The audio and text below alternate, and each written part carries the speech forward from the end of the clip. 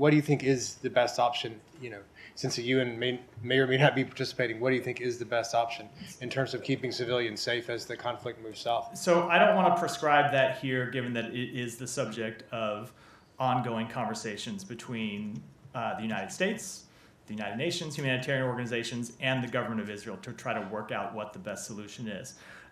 We do have concerns that concentrating all civilians in one area does leave them vulnerable to harm. We are trying to work through with the government of Israel what other solutions might be, and it's a subject of ongoing conversation. Is this something where you have neighborhoods or areas that are considered safe for civilians, or is this something where you have individual outposts like hospitals, schools, or other things that would have some sort of protection? Well, I'd say with respect to hospitals and schools, we do want to see them protected. We don't want to see them struck from the air. We've made that clear. That was true with respect to northern Gaza. Obviously, there is a situation where you have Hamas using hospitals as places where they're embedding their fighters, that they're using as command centers. That's a difficult situation that Israel has to address, and we want them to do it in compliance with humanitarian law. But with respect to the first part of your question, it's the subject of ongoing conversation right now, and I wouldn't want to prescribe what a solution would be before those conversations are finished. Sean, go ahead. I'll come to you. Sure. Could I turn slightly to extremist settlers in the West Bank? There have been a couple of strong statements from the administration, including by the secretary last week, about extremist violence by settlers. What is the administration planning to do? I think John mentioned this as well on one of the talk shows yesterday. Travel bans, is that on the cards? What is there a timeline for where these things go? Visa restrictions are very much on the table as one possible measure that we might implement. There could be others. We have made very clear from the president on down that the level of extremist violence against innocent Palestinian civilians in the West Bank right now is unacceptable. The secretary has raised that repeatedly with the government of Israel in his travels there, that the violence needs to stop. The perpetrators need to be held accountable. We want to see people prosecuted when they have violated the law. And in addition to the government of Israel taking steps to promote accountability, there are steps that we can take as well, and we have a number of those steps under consideration, but I wouldn't want to preview those publicly before we might take them. When you say it's on the table, that means it could happen, it could not happen, or is that something that's... It's something that's under consideration, but as you know, longtime attendee of this briefing, we don't like to announce sanctions that we're going to make before we've implemented them. Sure. But in the sense that it's like basically if things improve, then the action may not be taken. Look, if we saw a significant diminution in violence against Palestinians in the West Bank, and if we saw the government of Israel taking steps to hold those responsible for violence accountable, that's certainly something we would welcome, something we would consider in taking into account what kind of actions we might take. But we want to see those steps happen as soon as possible. Sure. Can I just ask you a couple of the diplomatic aspects of the situation in Gaza? One being China. China has had the foreign ministers of the... Side conversation going on over here. Go ahead. Right. Go ahead. Sorry. I'm fully focusing. Yeah, I'm fully focused as well. The Palestinian Authority and a number of Arab countries, the foreign ministers have gone to China, had some talks. How does the United States see this? I mean, some of the narrative is that China's trying to seal that, maybe that's the right metaphor, but trying to take the role of the United States in some ways in the Middle East. Does the United States see this as productive potentially? Does it see it as a threat diplomatically? What does the United States see? I'll say two things about that. One, we would welcome China playing a constructive role in the Middle East. The secretary has made this clear personally in his conversations with Wang Yi. I called Wang Yi on our first trip to the Middle East and said if there's anything they can do to prevent the conflict from widening in terms of using the lines of communications that they have available to countries in the Middle East, we would welcome that. He followed up on that conversation with Wang Yi is here, and they had a very productive conversation about it. To the larger question, though, I would say one of the things that we heard repeatedly from every party with which we engaged on our last trip was the indispensability of the United States in every aspect of this conflict, whether it comes from getting humanitarian assistance in, whether it comes to preventing the conflict from widening. As I've said from this podium before, it is the United States, not any other country, that was able to negotiate an agreement to begin delivering humanitarian assistance in. It was the United States that was able to push for and achieve humanitarian pauses so civilians could move around Gaza more safely than they could before. It is the United States that's the largest humanitarian donor to the Palestinian Palestinian people. So we always welcome any other countries that can play productive diplomatic roles. But the thing we hear from partners over and over again in the region is there is no substitute for U.S. leadership, and it's why the Secretary and the President and other members of the administration continue to stay engaged on this and will continue to stay engaged on it. Just to play devil's advocate, obviously some of these countries would argue that the U.S. is, clearly supporting Israel. Is there any sense that, is there any concern that perhaps another country could, such as China, could step into the U.S. role just because the United States is seen as their perception? No, I think there are productive roles for a number of countries to play, and we would welcome them. There are unproductive roles that countries can play as well, but we are confident in the diplomatic efforts that we have launched. We are confident in the conversations that we continue to have. This is a difficult problem that the region is grappling with. It is obviously first and foremost a problem that Israel is grappling with when it comes to trying to defeat Hamas. But the broader issue of preventing the conflict from spreading and ultimately achieving what the United States supports, what other countries in the region and what other countries across the world support, which is at the end of this, the establishment of an independent Palestinian state. That's something that's going to take engagement from a number of countries. The United States expects to play a leadership role. We expect to be engaged. You've already seen the Secretary lay out principles that we think are important for the path forward at the end of this conflict, and we would expect other countries to play productive roles as well. Sure. Just one more, if you want, on the diplomatic side. You're making Saeed get a little impatient here. He's getting antsy for his question. Go ahead. Israel, South Africa. Just a few moments ago, I believe the Israelis said they're withdrawing their ambassador from South Africa. This, of course, is after South Africa said that it hoped to refer to the ICC some of the issues that were some of the things that are happening right now in Gaza. Does the United States have a stance either on what's happening in Israel and South Africa or about the ICC? It's ultimately a discussion for those two countries, not for the United States. And on the ICC part? I don't have a comment on it. Go ahead, Saeed. Yeah, thank you. I just want to follow up on Sean's question on the sanctions that the president. That against settlers and so on. There are many settlers, thousands of settlers, who hold U.S. passports. They are U.S. citizens. In this case, you cannot, of course, deny them a visa, but will you prosecute them if it's proven that they have participated in criminal acts? Saeed, I would want to preview any action before it's taken, and certainly the State Department does not prosecute anyone, and I wouldn't want to comment but as you know, we have strict rules inside the United States government. Those decisions are made by the Justice Department. We don't comment on them or participate in them at any other agency. Okay, so what kind of other sanctions you might? Again, Saeed, I don't want to preview any steps that we might take. I will reiterate that our first priority is for the government of Israel to take action against those extremists who are committing violence against Palestinians. But we have options at our disposal as well that we will use if appropriate. Okay, a couple of questions on Gaza. But before I ask on Gaza, today, I don't think you probably know about this, but there is a poet named Mus'ab Abu Taha, young poet. His son is U.S. citizen, born in this country. Abu Taha was a scholar at Harvard. Today he was leaving after speaking with the embassy, apparently, and he was trying to leave, and he was basically taken away and his toddler given to his mom and so on. Is there anything that his family should be doing with the United States, since more than likely he was probably on his way to the United States? I don't have the details of that case, so it's very, let me establish the ground rule again. Okay. I will not interrupt your questions. Don't interrupt my answer, please. I don't have the details of that case, and so it wouldn't be appropriate for me to comment on them without having the full range of it, full details. Okay, I'll send you the details. Now, look, we have, the figures are really gruesome. I don't know, is this administration, and I say this with them, has it become numb to the number of Palestinians killed every day? Are you okay with like 13,000 that have been killed thus far? Where are we going to stop? Saeed, where are we going to stop? You have heard the president speak to this. You have heard the secretary speak to this. You've heard the secretary say that far too many Palestinians have been killed as a result of this conflict.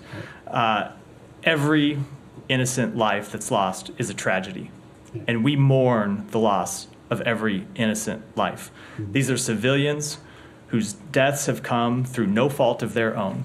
that are in the conflict that is not of their own making. And I can tell you, speaking for myself, speaking for everyone in this administration, that we feel those deaths every bit as we feel the loss of Israeli civilian lives. Okay. And so that is why when we set out to develop our policies and have conversations with the government of Israel and with others in the region, we have a number of principles that we have made very clear. Number one, as Israel conducts a legitimate operation to prevent the terrorists that attacked it on October 7th from being able to do so again, it does so in accordance with humanitarian law, and it tries to the greatest extent possible to minimize civilian harm. Number two, we want to see civilians protected. We want to see civilian infrastructure protected. And number three, we want to get humanitarian assistance to those in need. That is what we can do at the policy level from the United States government. It's what we continue to do to try to minimize civilian suffering, to try to help those civilians who are in Gaza. But at the same time, we see every one of those deaths and we mourn each and every one of them. The president said that, he envisions a Palestinian state that will include Gaza and the West Bank and so on. So let me ask you this. Or is it safe to assume that the administration has some sort of a vision how this very battle should end? I don't want to get to how this conflict will end, because ultimately it's very hard to prescribe from a podium, it's hard to prescribe from a podium thousands of miles away how a military operation, which is of course unpredictable by its nature, we've seen that multiple times throughout history, how it will end and what will be left in the aftermath. So where we are right now is laying out principles. And you've heard the Secretary articulate some of those principles with respect to Gaza, that there should be no diminution in the territory of Gaza, that no Palestinians should be displaced from Gaza, a number of other principles, and also heard him and the President articulate that ultimately at the end of this, we want to see the establishment of a Palestinian state that unites the West Bank and unites Gaza so the Palestinian people can determine their own future. And that is the policy that we support. It's the policy that we will try to achieve. And lastly, there was a report in Haaretz that on October 7th, there were actually Israeli gunships that may have been responsible for a lot of the deaths that occurred that day. Have you seen that report? I've seen the report. I can't comment on what's an internal Israeli military question. Yeah, go ahead, Michelle. Do you have any comment on the Houthis seizing the ship in the Red Sea, and is the administration reconsidering its decision to take them off the terrorist list? So I don't have any update with respect to those determinations. I will say that the Houthi seizure of the motor vessel Galaxy Leader in the Red Sea is a flagrant violation of international law. We demand the immediate release of the ship and its crew, and we will consult with our allies and UN partners as appropriate on next steps. Thank you. Go ahead, Alex. Thank you, Matt. A couple of questions on non-Middle East, if you don't mind. Are you aware of what? Non-Middle East. Oh, non-Middle East, okay. Are you aware of any contact between the U.S. and Russian officials in the past 1 week, either in Washington or in San Francisco, when Alexei Overchik was representing Russian government? I am not. You mean at APEC, any contact? Yep. I'm not. I can't, as always, it's a big conference. I can't, rule out someone said hi in the hall, but I'm not aware of any, no. Last Saturday marked, as you know, 1 month since IFPR reported also arrest, illegal detention in Russia. Any notification you have received from the Russian side? We have not received official notification of her arrest. It's a matter we continue to monitor very closely. We have sought consular assistance. It has not yet been granted. We'll continue to pursue it. The fact that there was no notification in over a month, more than a month, isn't that enough reason to recognize or designate this case as wrong? First of all, I'd say that the Russian government, as a general rule, when it comes to dual citizens, does not see it as its obligation to provide consular notification. And I will say, as a broader issue, that there are a number of factors that we consider when making that determination about whether someone has been wrongfully detained or not. It is never any one factor on its own. It is a confluence of factors that leads the department to making that determination. Do you have a deadline for that? No. Gershkovich, as you know, he was visited by the U.S. Officials last week. Is there anything you can tell us about his situation? I can't tell you any more about his condition or detention.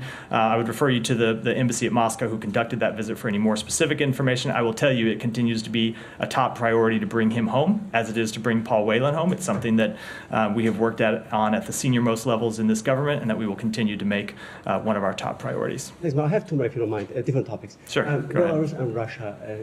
As you know, today is the World Children's Day. I want to draw your attention to the very compelling report came out last week. You guys also flagged it on how Ukrainian children being deported to Belarus.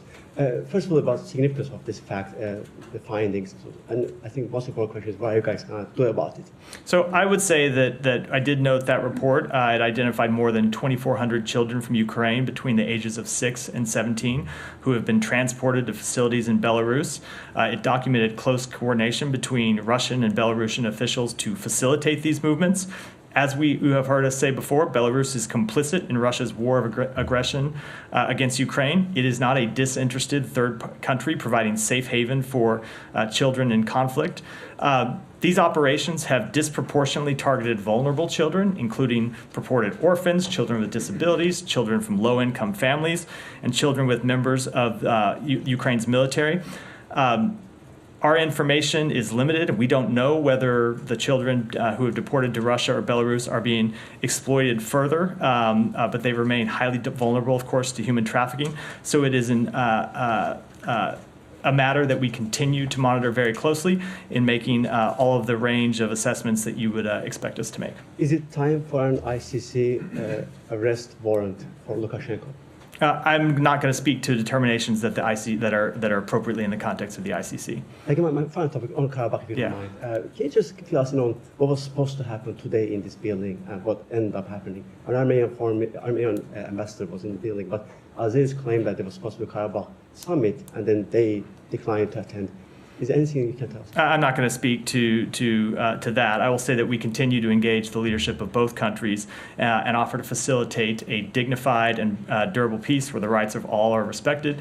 It is important that Armenia and Azerbaijan discuss and resolve issues directly to benefit the region. We would welcome a role in facilitating those talks. We've seen other countries offer to facilitate those talks. We think it's important that the two countries talk to face-to-face to reach a durable agreement. We still continue offering Washington. As I just said, we would be willing to facilitate those talks as we have in the past, and we welcome other countries doing so as well. Janet, go ahead. Thank you, Matt. One in North Korea and one in China. It was reported that North Korea will launch its third military or space satellite this month due to technology transfer from Russia to North Korea. How do you see the chance of successful satellite launch? So I'm not going to speak to purported events. I will say that our concerns about North Korea's ballistic missile program and other military programs are well known. Our concerns about the transfer of technology between Russia and North Korea, whether it's Russia providing North Korea with technology or whether it's North Korea providing arms to Russia, are also well known. As we've said before, those transfers in some cases violate multiple United Nations Security Council resolutions, including resolutions that Russia itself voted for, and we will continue to monitor them closely and take whatever actions are appropriate with our allies in the region to monitor and respond to North Korea's destabilizing behavior. South Korea's President Yoon Suk-yeol said that it would not be helpful if China went along with the North Korea-Russia cooperation.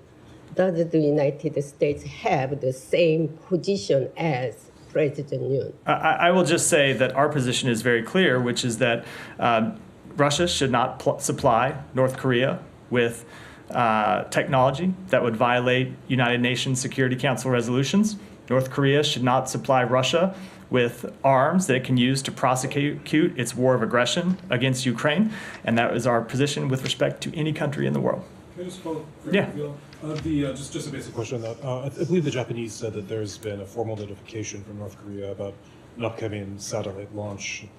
It's a notification for the sake of people that for the sake of the maritime industry. Has the United States actually been informed either directly or indirectly about a North Korean? I'll have to take that back, and happy to check for you. Yeah, go ahead. Yeah, thank you. Going back to Gaza, you said that Palestinian people can determine their own future, but we know that I'm sorry. you said that Palestinian people can determine their own future, but we know that this will not happen soon after the Israeli finished with their military operation.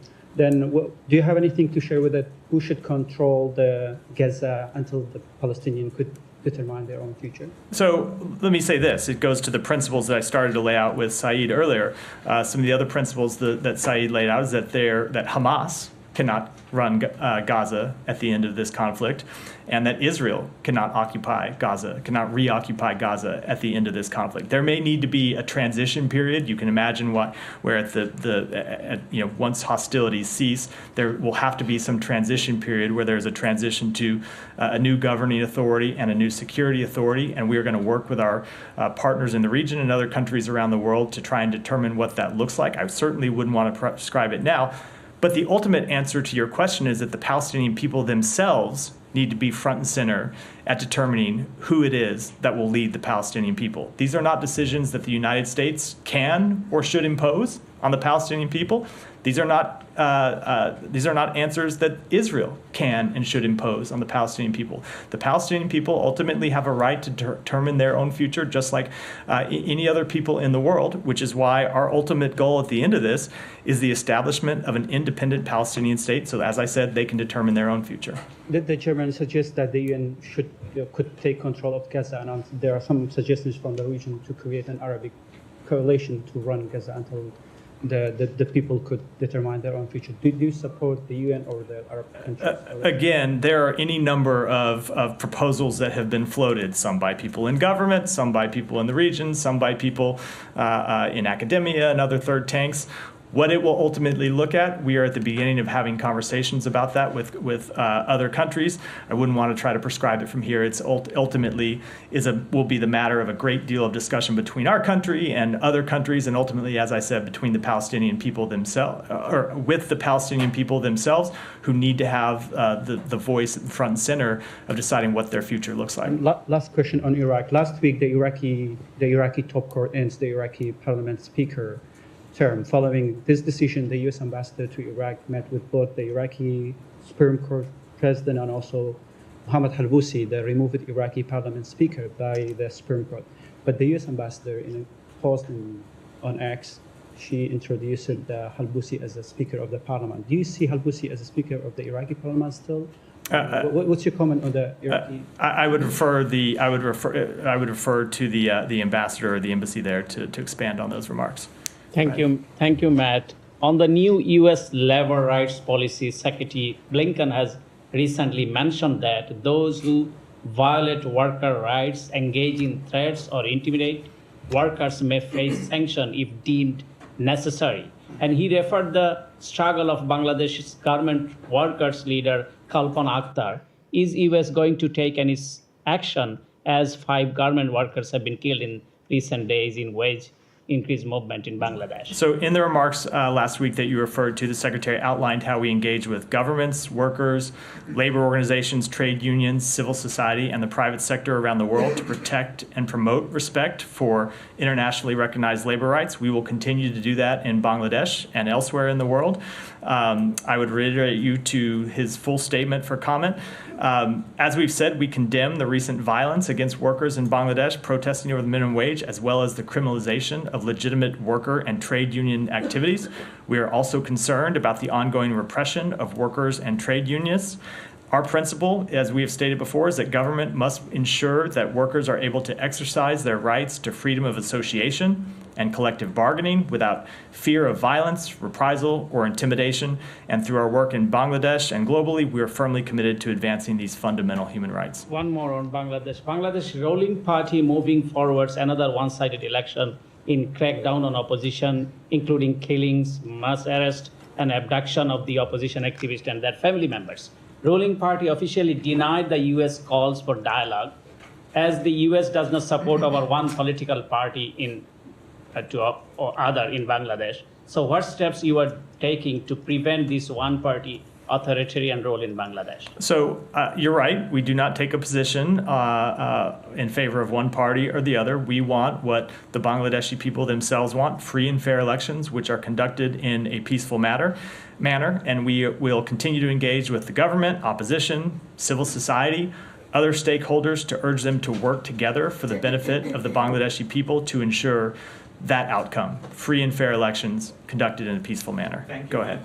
I have only one question. Is it me? Yeah, you. Go ahead. Thank you. Thank you, Matt. Honorable Assistant Secretary Donald Lu wrote letter to for unconditional dialogue to 3 major political parties in Bangladesh. Election is scheduled for 7th of January 2024. 30 plus political parties declared they are participating in the election. Only the opposition, BNP, called for the boycott. Would the United States consider an election with the participation of the remaining 30 plus political parties as a representative and participatory, or does BNP decision to boycott raise concern about the inclusivity and legitimacy of the election process? So I appreciate the urge, the repeated urge, I should say, to try and draw me into internal Bangladeshi matters, but I'm going to continue to refrain from doing so and just state, as I said before, that our goal for the election in Bangladesh is what it's always been, free and fair elections conducted in a peaceful manner. Now, go ahead. Regarding to the negotiations of the future of Gaza, who will represent Gaza's people?